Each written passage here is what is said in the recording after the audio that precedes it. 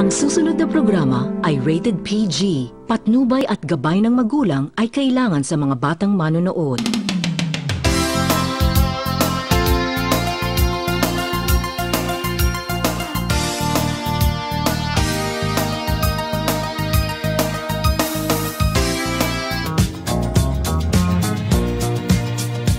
Yan, magandang umaga, Mindanaoans. Masiglat magandang umaga po sa lahat. Ngayon ay ika-21 sa buwan ng Abril, taong 2006. Siyempre mga kabrigada, gising-gising na mga kabrigada sa mga nakaantabay sa atin, lalong-lalo sa mga taong maagang gumigising. Dahil maaga rin kailangan harapin ang kanilang responsibilidad. Mahalaga mga kabrigada na simulan natin ang umaga ng positibo. 18 days more to go mga kabrigada para sa ating The Monday 2016 election coverage. Of course mga kabrigada, sa hindi pa nakakapili ng kanilang kandidato sa halalan, abay may panahon pa po kayo para mag-isip at para masigurong hindi naman kayo ma-short change doon sa natanggap ninyong tuhol. Ang inyong mga boto mga kabrigada, huwag pong ibenta dahil sagrado yan, ha? Umagang-umaga kayo mga kabrigada, mahalaga ring mag-Power Cell Soya Coffee tayo para mainitan ang ating sikmuran. Of course, maaga nating harapin at masiglang itong umagang ito. Ang Power Cell Herbal Capsule mga kabrigada, Power Cell Soya Coffee ay gawa sa, siyempre ng mga natural na mga ingredients mga kabrigada. Kaya, hataw na, ako po si Brigada June Mendoza. Ayan, good morning everyone mga kahataw, mga kabrigada. Good morning sa inyo, mommies and daddies, at syempre yung mga daddies and all of those working people. It's Thursday today already. You only have 2 days more to go and you're done with the weekdays. So dapat ay nara-wrap up na natin yung lahat ng mga assignments or homework natin dyan sa trabahoan. Kaya para before the end of the week ay talagang ready na po tayo na i-present kay boss kung ano man yung dapat natin ma-present before mag-end yung week. And syempre, by next week, we will start another project. Dapat naka-Curamed tayo para alerto at syempre, very productive ang araw natin sa trabaho. And mommies, syempre yung mga naiiwan sa bahay, huwag kalimutan po mag-Power Cells Herbal Capsule para strong parate. Dahil I know, yung mga naiiwan dyan sa bahay, sobrang init po talaga. Kaya kailangan protected kayo. At saka syempre, yung energy natin nauubos na sobrang init. Kaya dapat ay maintain yan the whole day with Power Cells Herbal Capsule and a lot of water. Siyempre, good morning ulit. Ito po si Kabrigada Leila. Later, we're gonna be with some hip-hop group na ang tawag ay Ace Kings at ang Family Planning of the Philippines Incorporated, Bongga Corporation lang. Muli ito si Kabrigadang Leila. Yes naman! Good morning po, Luzon, Visayas, and of course, Mindanao, mga nanay at tatay natin dyan na baagang gumising para lamang masaksihan ang pambungad ng morning hataw. Abay, good morning po sa inyong lahat. Pero hindi talaga maiwasan mga kabrigada na may iba sa ating mga nanay, tatay, ate o kuya na may pinagdadaanan ngayon. Nako, nakakaloka. Pero mga kabrigada, para nga masolusyonan na nga yung problema, aba, ipadala nyo na yan sa ating hugot segment para mabigyan kayo ng positibong pananaw sa buhay. And of course, eto na nga, solusyon sa inyong mga problema. Siyempre mga kabrigada, more balita, more segments and updates dito pa rin sa Morning Hataw. Eto pa rin po, Brigada Jess Saladuna. Ayan, siyempre mga kabrigada, pag pinag-uusapan ng araw ng Huwebes, bahagi dyan yung, lalo sa mga social media, yung Throwback Thursday. Ayan, ano bang mga pinag-uusapan ng throwback? Ano bang naisip ninyo, Brigada Leila at Brigada Jessa? Ako, kabataan, syempre. Kabataan. My good old young days in Mati, Davao Oriental. Davao Oriental pa siya before, di pa siya Mati City. And yung dito na, pero syempre yung umaakit ng mga trees, gano'n na. Pag dating sa taas, hindi mo na alam kung paano bumaba. Mga gano'n. Unstuck. Ganong klase, yun yung na-remember ko especially. Sa akin naman, nung kapag ganito pinag-uusapan ng throwback, siyempre naalala ko yung mga panahon na wala pang tubig dyan sa Barangay Canary. Kaya ginahin mo naman sa nakaluspa o ka ng karito ng gamit. Oh my gosh! Kaya sa akin, magmata ka kadlawon para maligo ka sa gripo. Kaya taon daghan na maligo. Pero saan yan? Sa polo? Sa polo kayo kumukuha ng water? Hindi. Sa Canary, sa may Sentro? Purok Mabinuligon, Octavio Village. Sa Octavio. Perfect. Ako naman, Sir June at Leila, sa mga friendship ko na yung yung sipon-sipunin pa. Makita mo yung mga pictures yan. So, ew. Yun mga gusto ko i-post sa Facebook, especially ngayong Throwback Thursday. Abay, eto na, magpa-flood na nga yung mga throwback moments ng ating mga kabrigada later sa social media sites.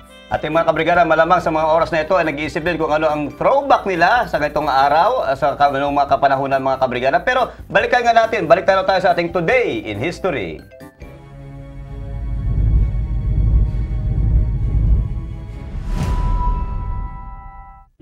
April 21, 1899, Ang unang Presbyterian mission na pinangunahan ni Reverend Dr. James B. Rogers ay dumating sa Pilipinas. Si Rogers na nangunguna sa evangelical, tulong-aral at ekumenikong gawain ay siyang bumangon sa Philippine Evangelical Union ng 1901. Makalipas ang isang taon, ang ibang sikta kasali ng Episcopalians, Baptists and Methodists ay sumunod.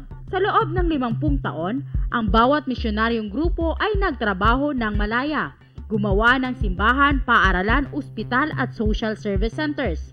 Nang 1948, ang protestanteng sikta sa Pilipinas ay nagkaisa at binuo ang United Church of Christ sa Pilipinas o UCCP na binubuo ng United Evangelical Church, ang Philippine Methodist Church, ang Evangelical Church ng Pilipinas at iba pang kongregasyon ng Iglesia Evangelical Unida de Cristo, ang Convention of the Churches of Christ o Disipulo ni Cristo ng Hilagang Luzon, ang Iglesia Evangelical National at iba pang kongregasyon ng Iglesia Evangelical Metodista in Las Islas, Pilipinas.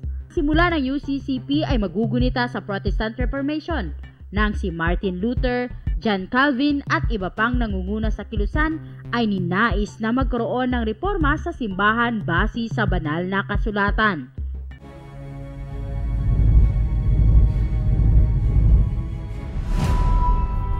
Yan, 1899 ang pagkakatatag ng Presbyterianism dito sa Pilipinas. Pero 1898 mga kabrigada, nung sinasabing natalo ng American forces ang Spanish colonists, ay nag-usap-usap itong mga Presbyterian, Methodist at ang Baptist kung paano daw nila ma-evangelize ang mga Pilipino bilang bagong kasi hawak na ng Amerika. Kaya nag-usap-usap sila. Ang unang dumating yung mga Presbyterian dito sa Pilipinas.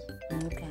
Nag-usap-usap daw sila. Sabi nila, paano ba natin mahahati? Paano natin maipakalat yung salita ng turo? Kaya naghati-hati sila para hindi sila magkakaproblema. Yung iba nasa Luzon, isa sa Visayas at isa sa Mindanao, hanggang magkaroon sila ng committee, unity, yun yung UCCP. Yan. Ay, ganun Kasi ba? puro Church of Christianity, Christ, ano na tayo dito. kasundo na sila. Pero pinag-usapan ng tungkol sa Presbyterianism, nagsimula naman yan sa Amerika, sa British talaga. Yan ang influence ng British sa Amerika nung naging colonized ng British ang Amerika. I Okay, see. at pinasa ng Amerika sa atin. Yan ang mga After kasi- all, usually, religious beliefs follow culture, follow politics. Tama. Yan, sige mga kabrigad, tungkol sa pinag-usapang politika naman, eto, mga balita naman sa ating Hataw Balita.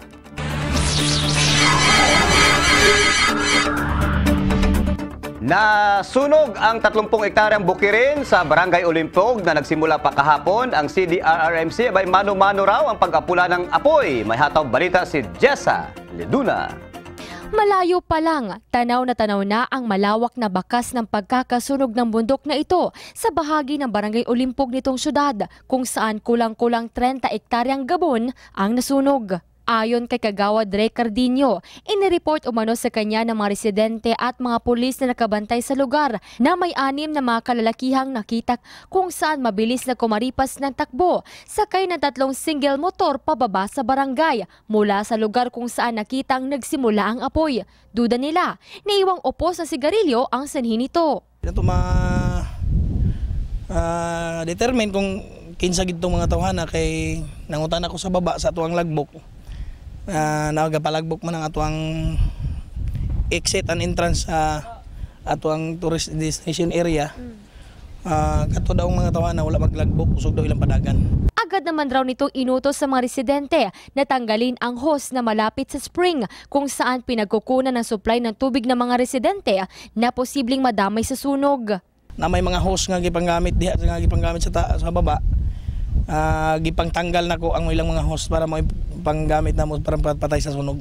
Dahil na rin hirap makapasok ang sasakyan ng Bureau of Fire Protection o BFP Jensen dahil sa matarik na daanan, agad namang bumuo ng grupo ang City Disaster Risk Reduction and Management Council na papatay sa sunog gaya ng mga barangay officials, mga residente ng 3 barangay na apektado ng sunog at sendro na gagawing mano-mano. Minobilize na natin yung barangay as well as yung resources ng city engineers, Bureau of Fire, no, na in case magkaroon talaga na full-blown incident tayo dito, naka-ready na.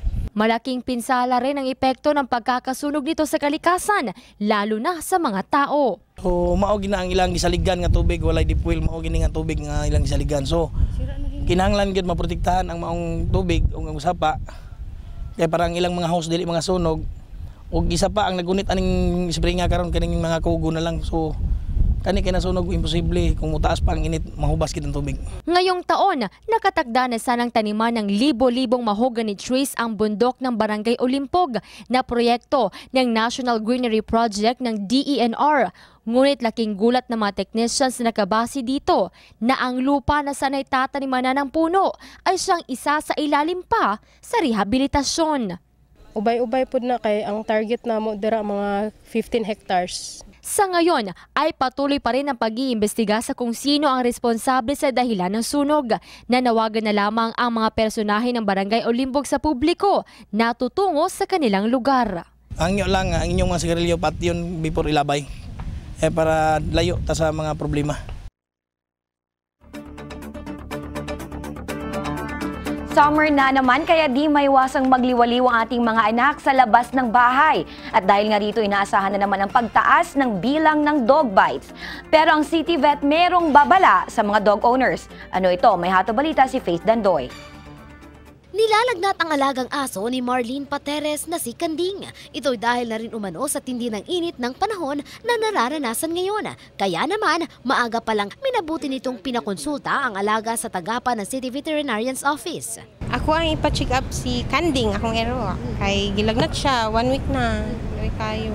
Hindi lamang umano nag-iisa ang alagang aso ni Marlene dahil iba't ibang breed pa ang inaalagaan nito. At dahil sa mahilig ito sa pag-aalaga ng aso, hindi niya umano ito hinahayaang makalabas ng bahay. O kani, palangga kayo naman eh. Tapag yun naman nagtulog.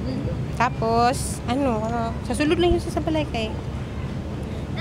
Dahil nga sa summer na ngayon, walang pasok ang mga kabataan kaya hindi maiiwasan na makakalabas sila ng ating mga tahanan upang maglaro. Kaya aasahan na naman na tataas ang bilang ng mga dog bites. Kaya mas pinaigting pa umano ng City Veterinary Office ang panghuhuli sa mga pakalat-kalat na mga aso sa daanan na siya namang iniiwasan ni Marlene na mangyaring muli. Ang among isa kairo kung askal sa mama kay nadakpan nila pero among gilukati kuha na mo. Kay Loy po, kay palangga po na mga hero. Actually, no, yung mga aso na apprehend, nahuhuli, mga stray animals, sa part sa regulation yan is usually on the third day na hindi na claim ng may-ari o kung sino man yan, kasi nasa daan kino-consider namin yan na abandon.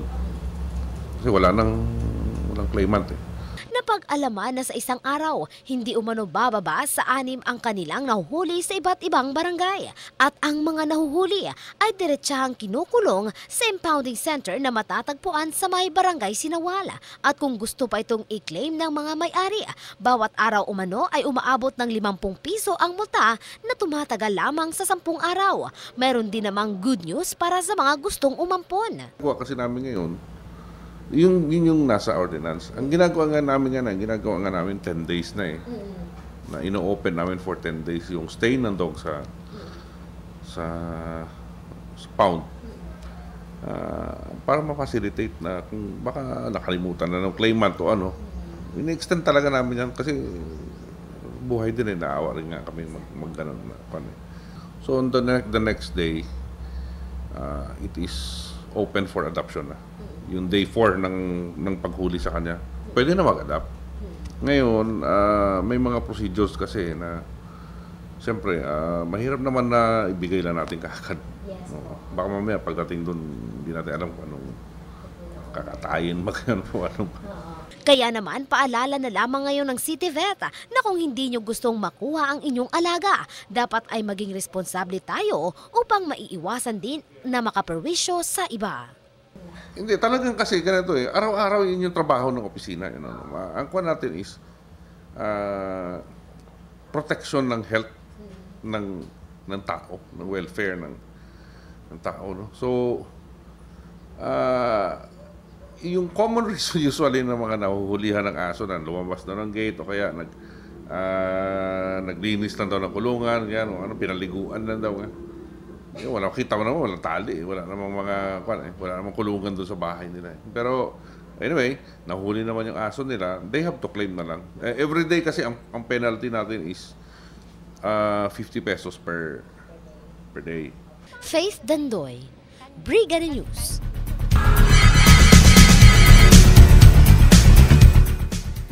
Patay ang 5 katao kabilang isang pulis sa sinagawang buy-bust operation ng General Santos City Police Office sa Undok Gawan, Barangay San Jose, General Santos City. May nakuha ring mga baril, granada at shabu ang mga otoridad mula sa kanilang target. May hatang balita si Abby Lorenzo. Kitang-kita pa sa truck na ito ang tama ng mga bala. Dahil ito sa nangyaring engkwentro sa isinagawang operasyon ng otoridad Miyerkules ng umaga sa Undok Gawan, Barangay San Jose, Gensan. Ayon kay Police Superintendent Samuel Kadungon, Chief ng City Intelligence Branch ng Gensan Police, isang joint operation ng SWAT, CIB at Kaidsot-G ang kanilang ginawa. Isang pulis at 4 katao, kabilang ang target sa buy-bust operation ang kumpirmadong namatay. Kinilala ang pulis na si PO3 Dennis Dador, team leader ng CIB. Dead on arrival ito sa ospital. Samantalang ang namatay na target ay si Basirin Ali alias Busaw. Kasama nitong nagtamo ng multiple gunshot wounds ang isang babae at 2 lalaki na hindi pa nakikilala.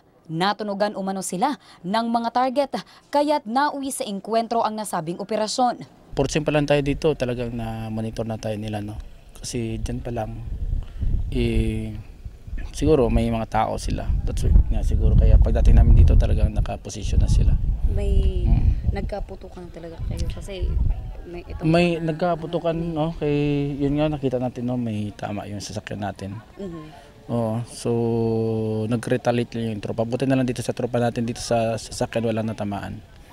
Oo. Pero yung doon lang sa kabila, actually 2 area ito. So nung patakas yung so nag-retaliate, nagkaroon ng encounter. So nakuha pa rin yung neutralize pa rin yung 2 doon, no? Yung subject natin, Yes po. Pero nagkaroon ho ng casualty yung PNP natin. Yun, meron, no, sa tropa natin, si PO3 Dennis Dador. Na-recover naman sa area ang mga sachet ng pinaniniwalaang shabu, 2 caliber 45 na baril at 2.38 revolver. Base sa monitoring ng CIB, dating may kaso at takas mula sa Gensan City Jail ang kanilang target. Actually, may initial information tayo, no, itong si Basirin Ali isa itong takas sa City Jail, no, nung pag-rescue kay Ter Alonto. And then may lumalabas ang pangalan nito na isa sang source ngayon sa illegal drugs, no, nag-distribute ng illegal na droga. So that's why nag-conduct tayo ng buy-bust operation. Dagdag pa ni Police Superintendent Kadungon na parte ng kanilang trabaho ang posibilidad na mabaril at mamatay sa operasyon. So, part ng ng police operation. So wala tayong magawa dyan. Sa ngayon, kanilang iniimbestigahan kung may katotohanan ang report na mula sa Maguindanao Province ang mga namatay at miyembro ito ng isang kilalang grupo sa nasabing lugar. Abby Lorenzo, Brigada News. Huli ang 3 katao na iniuugnay sa nasabing barilan kahapon sa Purok Undok Gawan, Barangay San Jose nitong lungsod. Nakilala ang mga ito na sila Haji Mariam Moya, Kalia Laguyo, 20 taong gulang at Sherry May de Maria. Si Haji Mariam ang ina sa isa ang namatay na babae. Sa salaysay ni Haji Mariam sa news team, bigla lang umanong pumasok sa kanilang tinutuluyang bahay ang isang lalaki at nag-utos sa kanilang magsaing. At dahil sa tumanggi sila, nagpaputok pa umano ang lalaki kaya napilitan silang magsaing ng kanin. At ilang sandali pa, dumating na ang mga pulis at doon nagkaputukan. Sa pagtakas ng lalaki, dinala pa nito ang kanyang anak na babae kaya nadamay at nabaril ito. Sa loob ng pamamahay kung saan nangyari ang barilan, nagkalat ang mga drug paraphernalia. Na-recover sa loob ng bahay ang isang granada, 2 plastic sachet ng shabu, buy-bust money, at drug bust item na isang plastic sachet ng shabu. At dahil sa nangyaring barilan, isang miyembro ng General Santos City Police Office ang namatay. Dahil rito, naka-half-mast ang watawat ng Pilipinas sa GSCPO bilang pagluluksa sa pagkawala ni PO3 Dennis Dador. Nakatakdang ihatid sa South Cotabato si PO3 Dennis Dador kung saan nakatira ang pamilya at dito ay ibuburol.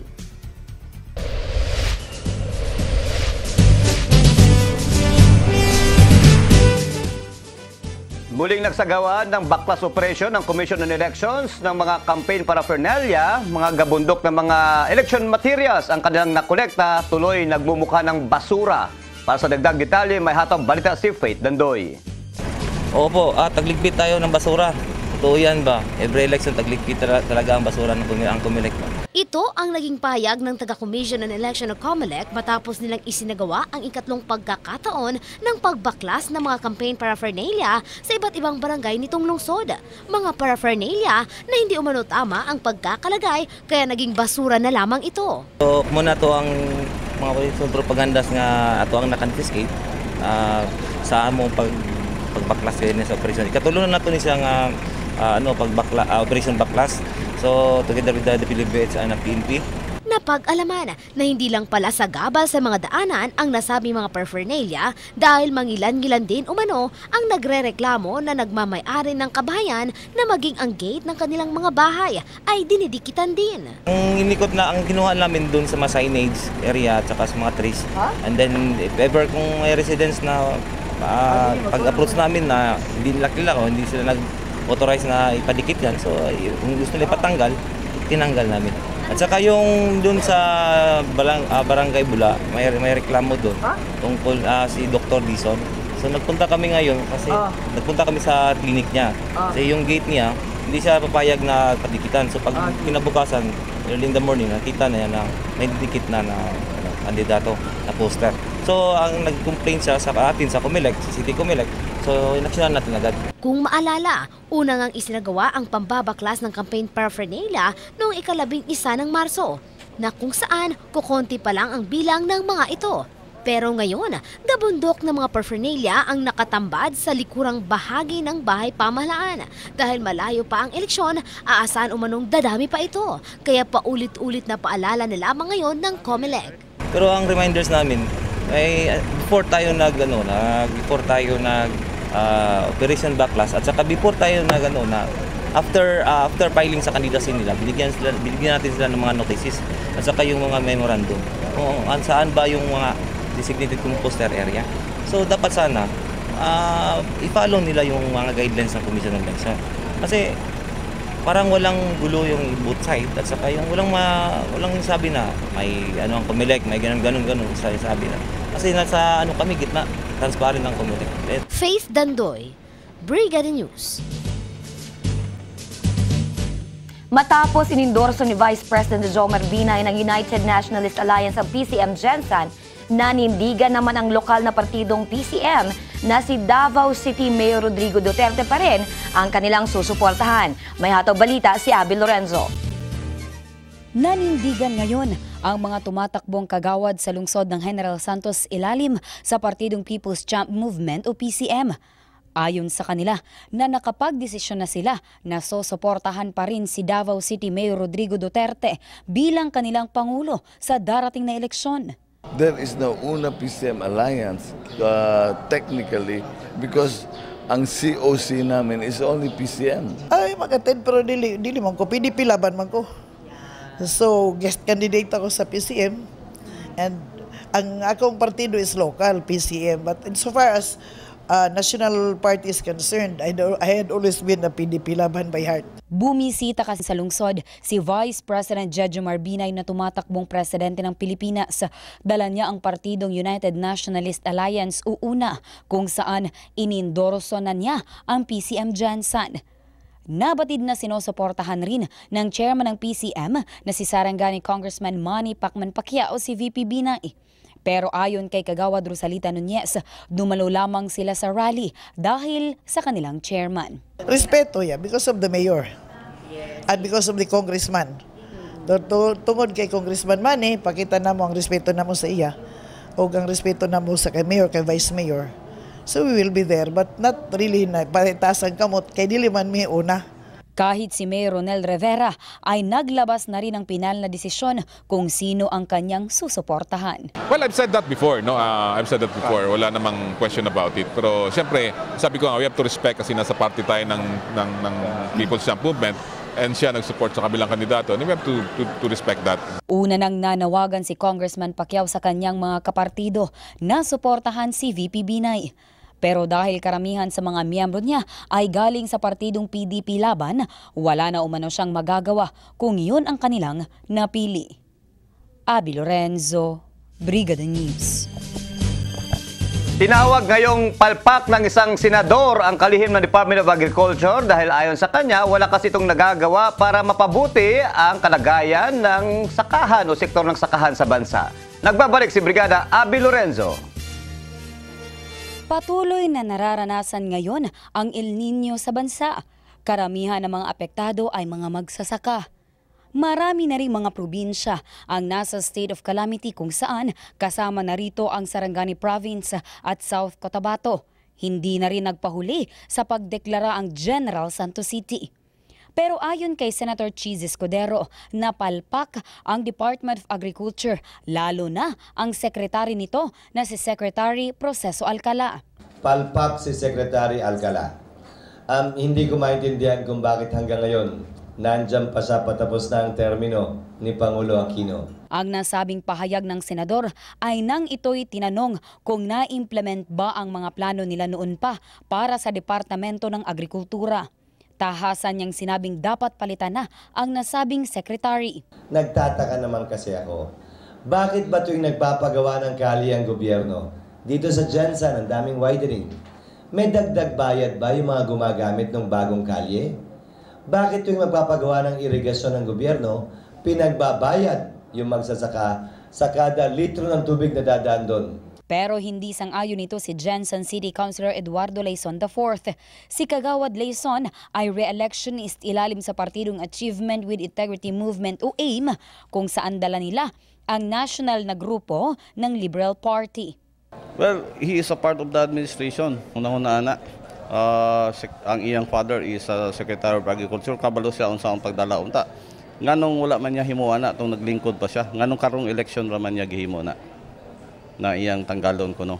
Unsa may napalpak na number one gani daghang mga farmer cooperatives ang nahatagan sa Department of Agriculture o mga projects. Kung maaalala na noong bumisita sa Sarangani Province si Secretary Alcala, namigay ito ng bilyon-bilyong halaga ng proyekto at pondo para sa mga magsasaka ng Rehiyon 12. Pero kilalang supporter ito ni Presidential Mar Rojas dahil gusto umano niya na maipagpatuloy ang tuwid na daan. Ako po, kasama ang ating minamahal na Pangulong Noynoy Aquino, ay nakikiusap sa inyo na sa darating pong mga ilang buwan ngayon ay gamitin po natin ang ating matinong pag-iisip. Gamitin po natin ang ating damdamin kung sino ang totoong nagdi-deliver ng tulong sa ating mga magsasaka at mga administra. Abby Lorenzo, Brigada News. At sa balitang nasyonal, nilinaw ni Senator Grace Poe na ang kanyang bagong political advertisement kaugnay sa importansya ng respeto ay hindi tugon sa bagong kontrobersyal na kinasasangkutan ni Davao City Mayor Rodrigo Duterte kaugnay sa rape joke. Ayon kay Poe, nabuo ang 30-second ad kung saan pinapakita ang iba't ibang mukha ng kababaihan bago pa man lumabas ang sexual assault o rape joke ni Duterte sa isang Australian missionary sa Davao City noong 1989. Kasabay nito, tiniyak naman ng senadora na sa ilalim ng kanyang gobyernong may puso, bibigyan ng karampatang pagtrato ang kahit na sinong individual, lalo na ang mga kababaihan at kahit sino o anong estado ang kanilang buhay. Una nito ay tinunog sa rin ni Poe kasabay ng pagkondena ng ilang grupo ang pahayag ni Duterte. Muling niligawan ni Administration Standard Bearer Mar Rojas ang mga botante sa Yolanda Hit Area sa Eastern Visayas. Kasabay nito ay binanggit din ni Rojas na ginawa ng gobyerno ang lahat para matulungan ang mga biktima ng naturang super typhoon. Kasabay niya mga kabrigada, iginit din ito na ginawa nga ng pamahalaan ng lahat ng paghahanda para sa naturang super typhoon at aminado naman si Rojas na sa kabila ng kanilang pagsisikap ay mahigit sa 6,000 katao ang nasawi ng humagupit noong November 2013 na naturang bagyo. Samantala, binigyan din ng presidential aspirant na nakapaglabas na ang gobyerno ng kabuang 89 billion peso para sa rehabilitation ng Yolanda Hit Town at mga iba pang mga lugar. Nais ng ilang kongresista sa Makabayan Block na palawakin ang kapangyarihan ng National Telecommunications Commission para mas matutukan ang short messaging services o SMS at internet Sa inihaing House Bill 6369, amyendahan nito ang umiiral na Public Telecommunications Policy Act of the Philippines upang tuluyang mapabilang sa utilities o pangkalahatang serbisyo ang internet at SMS. Giit ni Nabayan muna Representatives Carlos Zarate at Nery Colmenares, mahalaga ang papel na ginagampanan ng teknolohiyang ito sa pag-aaral, trabaho, entertainment, information at maging sa ekonomiyan ng bansa. Layunin rin ng panukala na lagyan ng ngipin ang mga regulasyon na dapat sundin ng mga telecom at internet service providers at patawan ng multa ang mga lalabag rito. Sa pamamagitan umano nito ay matitiyak na ang mabilis at epektibong SMS at internet na lubos na mapapakinabangan ng taong bayan. Iginit pa ng mga kongresista na bagamat kinikilala ang Pilipinas bilang isa sa mga pinaka-internet savvy sa buong mundo, palpak naman ang serbisyo dahil sa bagal at 35 hanggang 40% lamang sa karamihan ng urban areas ang napepenetrate nito. Sa balitang international, balak ngayon ng bansang France na palawigin pa ng 2 buwan ng state of emergency sa kanilang bansa. Ayon sa Prime Minister ng France, layunin nitong matiyak ang seguridad sa gaganaping Euro 2016 tournament na gaganapin sa kanilang bansa sa darating na buwan ng Hunyo. Inaasang na sa 2.5 million ng mga spectators ang dadayo sa France para sa 51 football matches na sasalihan ng 24 ng mga kupunan mula sa iba't ibang bahagi ng Europa. Ang state of emergency ay diniklara matapos ang terror attack sa Paris noong November 2015. Una nang inahig ng mga otoridad sa Belgium na balak ng mga suspect sa nangyaring Brussels terror attack kamakailan na magsasagawa rin ang mga ito ng pag-atake sa Euro 2016. Sa Sydney, halos tiyak na umanong galing sa nawawalang Malaysia Airlines Flight MH370 ang 2 debris na natagpuan sa Mozambique noong Disyembre at Pebrero. Ang nasabing mga debris ay dinala sa Australia at isinailalim sa pagsusuri. Ayon sa Australian Transport Safety Bureau, ang unang debris ay ang flap track fairing segment na halos tugma sa nawawalang Boeing 777 plane. Natagpuan ito noong December 27, 2015. Ang pangalawang debris naman ay ang horizontal stabilizer panel segment na halos tingin nila ay mula rin sa MH370. Ang pangalawang debris ay natagpuan noong Pebrero ng taong kasalukuyan, 220 km mula sa lugar kung saan nakita ang unang debris. Ang Flight 370 ay 2 taon nang nawawala habang patungo itong Beijing, China. Mula sa Kuala Lumpur, lulan ang 239 katao. Patay ang 28 katao habang 329 ang sugatan sa pag-atake ng grupong Taliban sa Kabul, Afghanistan. Ayon sa report, pinasabog ng suicide bomber ang minamanehong sasakyan na puno ng bomba at nagpaputok pa ito ng baril. Inako naman ng Taliban ang pag-atake malapit sa Afghan Intelligence Agency Office na nagdulot ng maitim na usok sa kalawakan. Nangyari ang pag-atake isang linggo matapos inanunsyo naman ng grupong Taliban ang simula ng kanilang taunang Spring Offensive.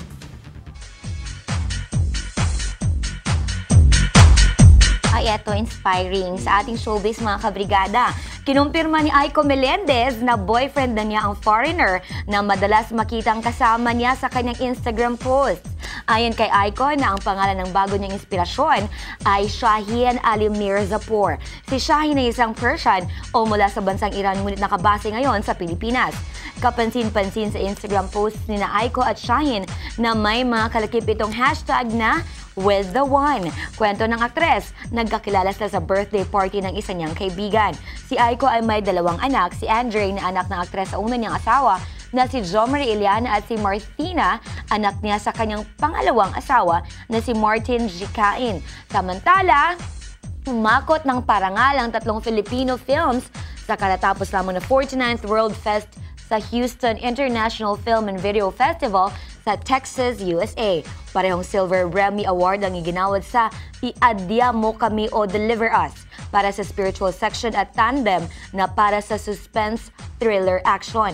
Napanalunan naman ng Ari, My Life with a King or Ari, My Life with a King ang Best First Film Director para kay Carlo Cato. Bida sa unang nasabing pelikula si Alan Dizon na gumanap bilang pari na nakabuntis sa dati niyang girlfriend na ginampanan ni Diana Zubiri. Si Zubiri, sobrang Tagalog lang English. Sila J.M. De Guzman at Nico Antonio ang bida naman sa pangalawang nabanggit na pelikula kung saan papel nila ay bilang magkapatid na riding in tandem hitmen. Bida sa panghuling pelikula si Ronaldo Martin na kapatid ni Coco Martin.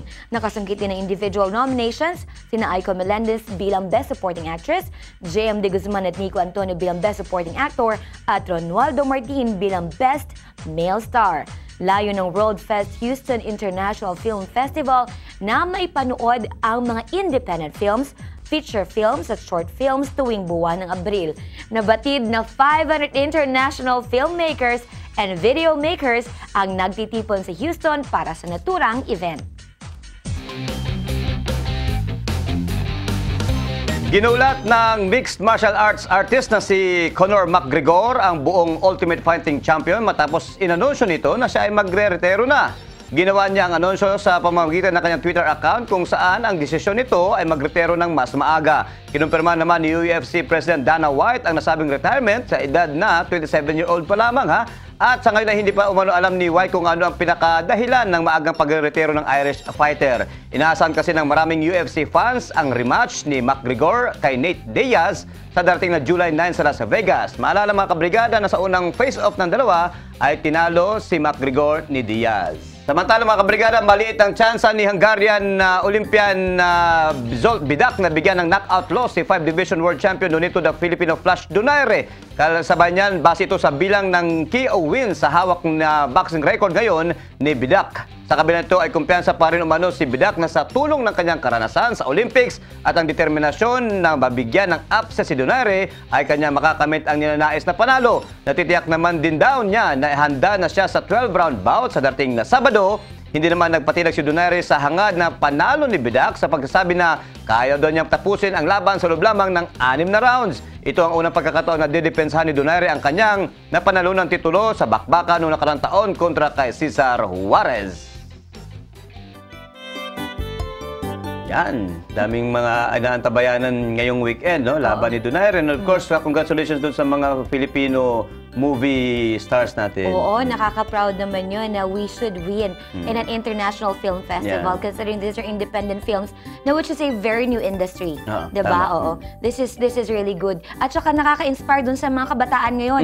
A lot of our young people are into this guerrilla filmmaking, short filmmaking, high school students, grade 6 students, they already know how to do short film. And I could remember kids from General Santos from a certain school na you wanted your kids to go to. Nanalo rin sila sa national ng mga patimpalak ng mga short filmmaking. So, yes, gamit ng mga simple lang na camera, tapos very simple plot, and tapos you get a lot out of it. Pero syempre, yun na nga, I think we should just let our kids shine kung saan man sila pwede mag-shine. Ang kinagandahan din yan, Brigada Lele, ng mga itong mga venue, kahit paano, ay na-enhance yung skills and talents ng mga imaginations ng ating mga young ones, di ba? Lalo na may mga award body na nagbibigay ng pagkilala, pagtimpala, doon sa mga gawa nitong mga bata na Alam ko na, boss. Ano? Gawa tayo ng award-giving body. Na ano? Dito sa Gensan, para sa mga ganyan. Di ba, why not? For our region or for Mindanao. Meron ng Mindanao. Anyway, diretso na lang tayo. Eto pa, talking about talent, ladies and gentlemen, mga kabrigada, eto na. Makakasama natin mga dancer naman, kabrigadang June. Actually, we always have dancers here in our palabas, in our morning hato. But the thing is ngayon, hip-hop ngayon. Kaya eto na, Jessa, surprise us! Surprise! Ate Lay, diba? Sabi ko lang. Sir John at Ate Lay, maraming salamat dyan naman sa studio. And as promised nga mga kabrigada, we will surprise you. Bakit? Kasi join ako sa club nila. Yeah, kasi eto na, naka-hip-hop damit na ako. Kasi mga kabrigada, makakasama ko lang naman ang finalists, the Aces and Kings, para po sa Hip Hop International Philippines National Finals! Mga kabrigada, super mag-international na tayo pohon. Dahil mga kabrigada, eto na nga, the Aces and Kings, ang kanilang manager, ang kanilang leader, Mr. Rodel. Hello sir, good morning. Hello, good morning. Ayan, siya daw po si parokya ni Edgar, kaya naka-cap siya ngayon. Ayan sir, good morning. Batiin mo naman ang mga kabrigada natin dyan. Go. Good morning sa Tanan Generals. Kami ang Aces and Kings. Mag-represent sa Gensan this coming May 14 for Philippine Hip Hop national finals. Wow, ang taas yun na. Grabe, hindi ko kaya yung level ninyo. O, di ba? Talking about Aces and Kings, bakit Aces and Kings ang inyong pangalan? Sir Richie talaga yung idea itong. Alright. Para siyang collective kasi mga batikang mananayo dito sa Jensen. Okay, but how are you related to the Exquisite Dance Group? Kasi po,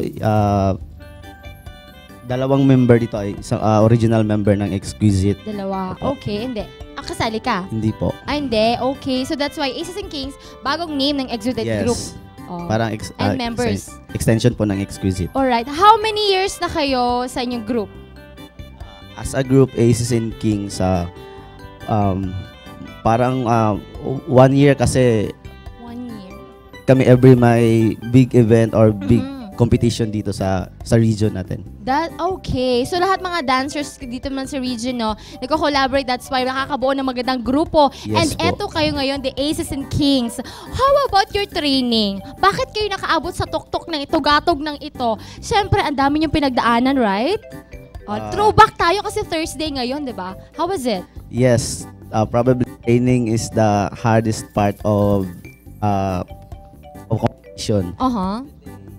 Every night, practices, body conditioning, hanggang sa makuha talaga namin makuha talaga namin yung goals namin hanggang sa dulo ng competition. Wow. So ano yan? Proper eating. Oo, sleep. Ano ba? Paano ba yan? Yun. And regular eating. Dapat talaga parang naka-schedule talaga dapat. Oo, program na kumbaga. So, yung mga food nyo, di pwede yung soft drinks. Bawal. Bawal yung soft drinks. Ano pa yung bawal sa inyo? Alcohol. Alcohol and cigarettes. Bawal na din, di ba? O, healthy living din sila mga kabrigada. Napaka-nice. And eto, talking about your competition, the Hip Hop International Philippine National Finals. Kailan po ito? Ina-imbitahan mo tanan generals na suportahan mi karong May 14 sa Globe Circuit Makati for Hip Hop International Philippine Finals. Yes, ayan, if you could still remember mga kabrigada, feature natin sila sa LGU kasi bumisita kayo doon, nagpakitang gilas kayo and humingi kayo ng suporta for them. So, kamusta naman yung pakipag-usap natin sa LGU? Sa awa ng Diyos, tinulungan nila kami, sinuportahan nila kami. Unang-una, nagpapasalamat kami kay Lord. Then, especially sa mga staff ng SP na cater talaga kami that day. Una pasalamatan namin si Mayor Ronel Rivera. Then, Executive Assistant Enrique Volter. Kay Madam Vice Mayor Sherlyn Banyas, then especially kay Sir Dom Lagare. Okay, ayan. City Councilor po. Okay. At sa minute to mention na po yung lahat ng City Councilor sa po. LGU, mga LGUs natin. Okay, maraming salamat syempre, 'di ba? Perfect. And then para sa mga gusto magbigay din ng support sa inyo, pang plane ticket, pang damit, paano ba kayo marireach nila? Go. Kung gusto niyo po tumulong sa amin o bigay ng konting support, lumapit na kayo dito sa Brigada, True Brigada, for information para po makatulong sa amin. Konting suporta, malaki na yung tulong para sa kampanya natin to represent our city. Wow! At eto mga kabrigada, pag nanalo po sila sa Manila, which is the Hip Hop International Philippine National Finals, tutungo na sila international! Perfect! Ang saya. Susuportahan natin sila mga kabrigada. And eto, one last question. Pag dancer daw, ang dami daw chicks. How true? How true? Eto. Mamaya ka na kuya. How true po sa mga dancers natin? Ang dami din na pag-ibig. Tama ba? Di naman po totoo. Hindi totoo? So hindi kayo habulin? Hindi ata. Hindi ata. Hindi ikaw. Pero sila, ewan ko lang. Si Rodel, ang dami mo jowa, diba? Hindi. Hindi. Hindi. O sige na nga. Ayun yung showbiz na showbiz. Anyways, mga kabrigada, would like to greet Sir Dennis Cañas. Happy birthday, Zumba Legends natin. Pero ito mga kabrigada, let's find out. Magpapakitang gilas na po mga kabrigada ang ito na nga representative ng Pilipinas kung mananalo sila ngayong National Finals, the Aces and Kings.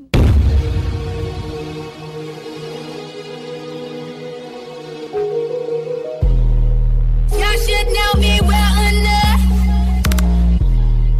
Please don't call me on my blood. Calling bigger than LeBron. Who y'all think y'all putting on? Like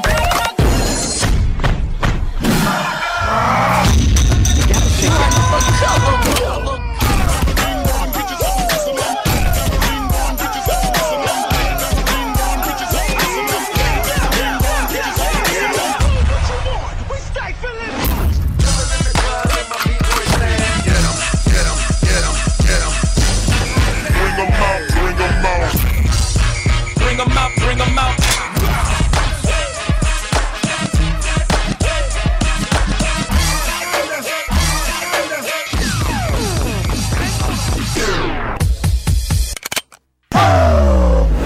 Yo.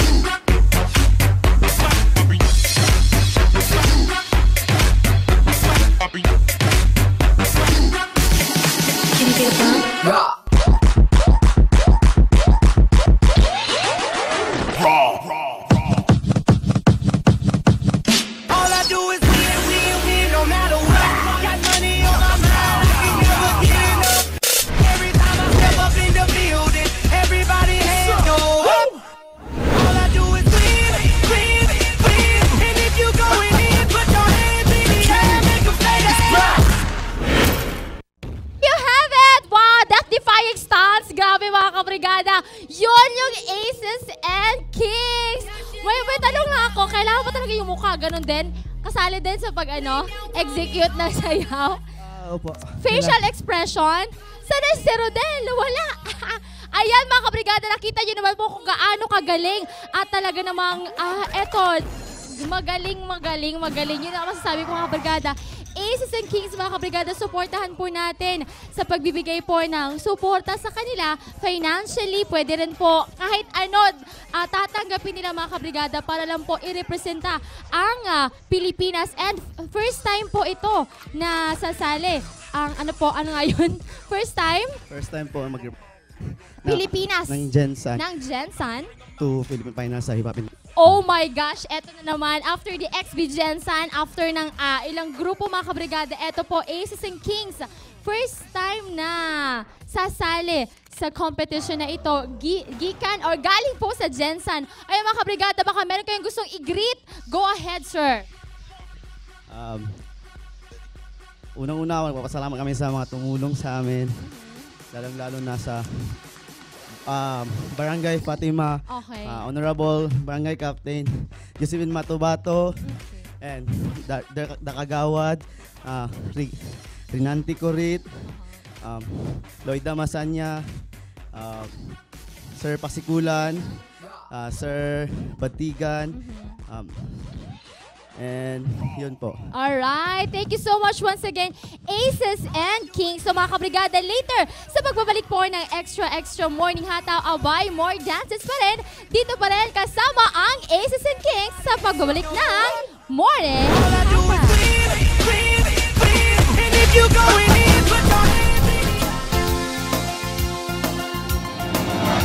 Morning Hataw would like to thank Hair and Body Spa Avenue by Charmaine Ilerio, located at San Pedro Street, corner Caparella Street, Barangay Lagao. Cabmax Custom-Made Art Crafts, located at Cabreras Farmville, Barangay Sinawal, Gensan. Cabmax Custom-Made Art Crafts, nothing could be better.